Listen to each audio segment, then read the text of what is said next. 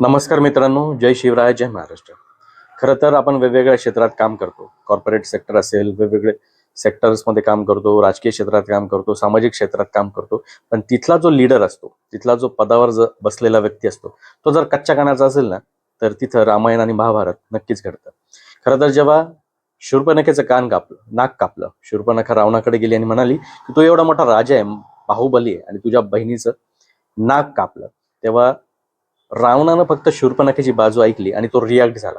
खरं तर रावणाने तिथे विचारायला पाहिजे होतं शूर्पणखेला की तुझं नाक का कापलं, तू तिथं काय करायला गेली होती.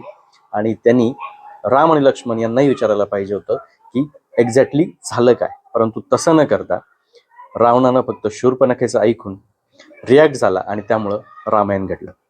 खरं तर जो पदावर बसलेला व्यक्ती असतो, जो लीडर असतो, त्यांनी खरं तर नाण्याच्या दोन्ही बाजू ऐकून रिॲक्ट व्हायला पाहिजे आणि निर्णय घ्यायला पाहिजे. पण तसं न करता काही लोक फक्त एकच बाजू ऐकतात आणि निर्णय घेतात, आणि तो निर्णय मग नंतर घातक ठरतो.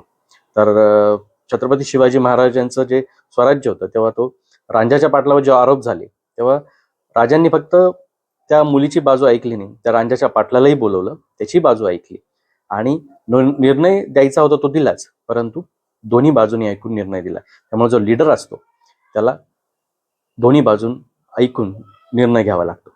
जय शिवराय, जय महाराष्ट्र.